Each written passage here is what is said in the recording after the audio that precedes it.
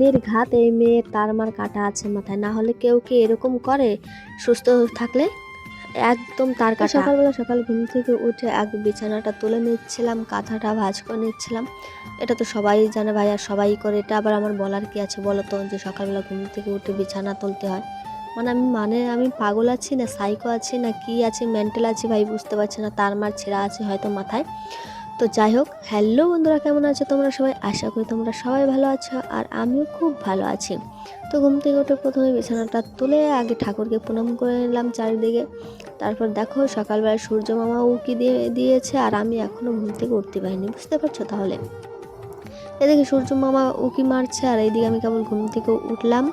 তারপর দেখো সূর্য মামাকে একটু তাকিয়ে দেখছিলাম, আর তো তাকানোই যাচ্ছিল না, এত টেম্পার সূর্য মামা, আর কি বলবো। দেখো কতটা টেম্পার, হয়তো মামির সঙ্গে আজ ঝগড়া করেছে। যাই হোক, তো এখন আমি ঘুম থেকে উঠে এখন আমি কি করবো আমি নিজেও জানি না। এই তো সকালবেলা হলো আর আমার লাফালাফি শুরু হলো। কি বলবো, সেই সকাল থেকে রাত পর্যন্ত শুধু লাফালাফি ঝাপাঝাপি। তো সূর্য মামাকে দেখার পরে আমি এখন ব্রাশে কলগেট ভরে নিলাম। দেখছো, এটা ওনাকে আবার বলে দিতে হয় যে ব্রাশে কলগেট নিলাম, কারণ এটা তো সবাই জানে। সত্যি আমি বললাম না, তার মানে হয়তো ছেঁড়া আছে মাথার, কি বলবে কি থেকে কী করবে জানি না। তারপর দেখো এখানে ব্রাশ করছিলাম, আর আমার লালটু ভল্টু এখান দিয়ে হাঁটাহাঁটি করছিল, আর এদিকে আমি একটু ব্রাশ করছিলাম, দাঁতের মধ্যে ব্রাশ করছিলাম। ওই দিয়ে মানে কি বলবো, কী থেকে কী করি কি বলো তো। তারপর দেখো এখানে আমার মা শাক ধুয়ে নিচ্ছিলো, কারণ শাক রান্না করবে আজকে। তো তাই আমি ঘুরছিলাম আর মাকে দেখছিলাম, মা কী করবে, মাকে কী যেন বলছিলাম, মা কি বলছিল যে নিয়ে আয় তো।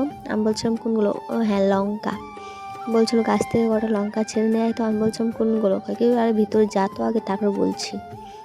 তারপর চলে এসেছি, আর এই সাইডে জালি ছিল, সেখান থেকে আমি তুলছিলাম, আর মা বলছিল এই সাইড থেকে না ওই সাইড থেকে নিয়ে, ওই সাইডে ভালো তা। আমি বলছিলাম ও আচ্ছা। তারপর মাকে লঙ্কা তুলে দিলাম। তারপর দেখো এখানে আমার মা রান্না করছে, সব সরঞ্জান্ত্র মানে এখন রান্না দেবে বসাবে, তো এখানে একটু মাকে ভিডিও করে নিলাম। তারপর দেখো একটু এখানে আয়নার সামনে নিজেকে দেখছিলাম। তারপরে খাওয়া দাওয়া করে স্নান দান করে পুজো টুজো দিয়ে তো আবার চলে এসেছি কাজে এসেও হাই তুলছি। মানে কি বলবো, শুধু কি বলবো, ঘুম আর মোবাইল দেখা, আর তো কোনো কাজ নেই আমার। এরকম মনে হয় শুধু ঘুমাতে পারতাম আর মোবাইল দেখতে পারতাম। তো তারপরে দেখো কাজ থেকে আসার সময় বাজারে ঢুকেছিলাম, কিছু সবজি নেওয়ার ছিল। আমি আর দিদি আগে সবজি কিনে নিয়েছি, তারপর দেখি আবার মা এসছে, তার মা আবার মাছ কিনে দিল, মা যাবে গম ভাঙাতে আটা করতে। তো তারপর দেখো এখান থেকে বাজার থেকে যাচ্ছিলাম, এখন আমি চলে যাবো বাড়ি মাকে রেখে। তো তারপরে আমি আর দিদি বাড়ি চলে গেছিলাম। তার মা ছিল যে গম ভাঙাতে গেছিলো আর চাল কিনেছিল, সেগুলো মা চলে এসছে বাড়িতে। মা বলছিল যে বাড়িতে বাজারে না কেউ পেলে, টোটো না পেলে তোকে ফোন করবো, কিন্তু মাকে ফোন করতে দেয়নি, মানে সন্ধ্যার অনেকটাই লেট হয়ে গেছিলো। তাই যেই দোকান থেকে মানে মা চাল কিনছিল, সেই মামাটা বলছিল দিদি তুমি বাড়িতে চলে যাও, ভাগ্নিকে পাঠিয়ে দেবা, ও মানে আটা আর চালটা নিয়ে যাবে। তো মা বাড়িতে চলে এসেছিলো, তাই আমি সন্ধ্যার অনেকটাই পরে, যখন অন্ধকার হয়ে গেছে, তখন আবার আটা গম আনতে গিয়েছিলাম বাজারে। তো ওখান থেকে এসে আমি ভাবছিলাম কি খাই।